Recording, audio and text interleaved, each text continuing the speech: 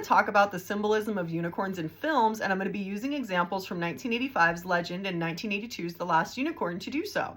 So, for context, Legend follows the story of Jack and Lily, who are tasked with saving two unicorns from the evil Lord of Darkness, played by Tim Curry, who plans on killing them and taking all the light and goodness out of the world. And The Last Unicorn tells us the story of a unicorn who believes she is the last of her kind and goes on a journey to find and save the others from an evil king who snatched them all away.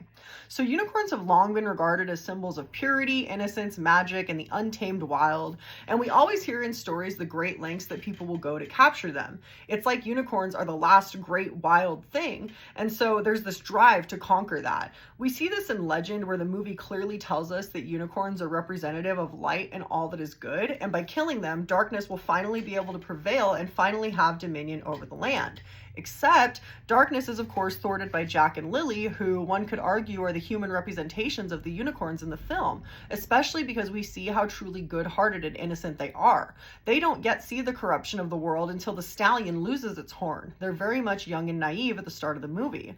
One thing I did find interesting is unicorns are very often seen as feminine symbols, and Legend manages to surprise us by having a mare and a stallion, although I think there's a lot to be said about how Lily is tasked with guarding the mare, and while doing so, Darkness becomes enamored with her own innocence and light, and he wants her for himself. He wants to corrupt her.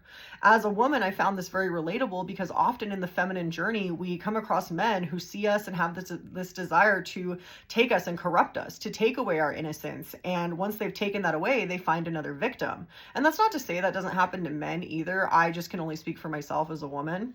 And I think that's a big theme we see in unicorn movies. We see that they're seen as this light, pure, untouched thing, and someone can't be satisfied with that. They can't be satisfied with something they can't control, and so they feel they have to take it for themselves and kill it. It's like when someone else has so much darkness in them, they have to destroy every little bit of light. If they can't have it, no one else can.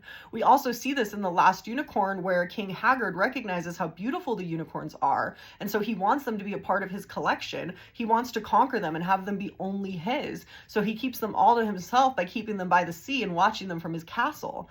And this is where we see the power of the unicorn come through in movies. In The Last Unicorn, we see her finally fight back against the Red Bull. And in Legend, we see Jack and Lily conquer the darkness and return the unicorn horn, because to me, at the center of these films is the idea that no matter how dark the world is, light and goodness is still too powerful. It will always overtake the dark. The unicorns prevail and survive because of their goodness. Their light is too bright for the darkness of the world, and they are too wild.